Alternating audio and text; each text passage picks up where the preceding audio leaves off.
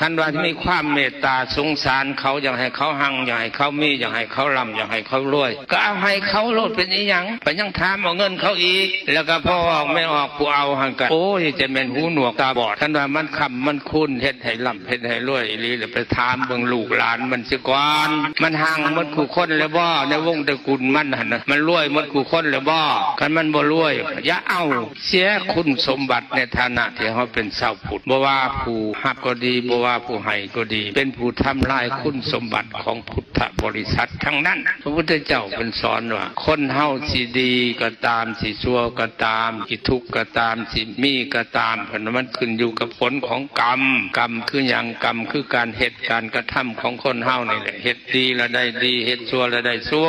คันว่ามันเป็นไปด้วยอำนาจของศักดิ์สิทธิ์ฤทธิ์เดชคือดังว่าของขังของล่างอันนั้นมันก็บ่มีคนทุกข์แล้วให้สิบ่ได้ให้จะเหตุบ่เป็นคอยก็เป็นเรื่องเหตุคาถาคอยเบิ่งแล้วมันบ่เป็นน้ำคาถมคาถาอาคมอีหยังดอกมันเป็นอยู่น้ำผลกรรมของภัยของมันก็บ่ต้องไปทำงานแล้วบ่ต้องไปหาซื้อหาขายหยังแหละแขนใช้ไว้นะหันแล้วให้เงินมันแล่นเขามาหลุ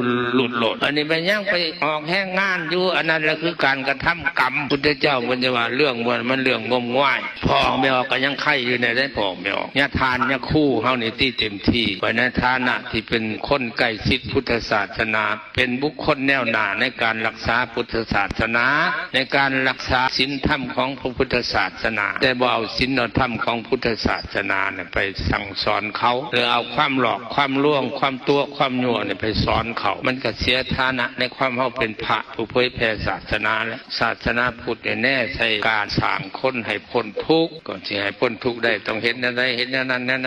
น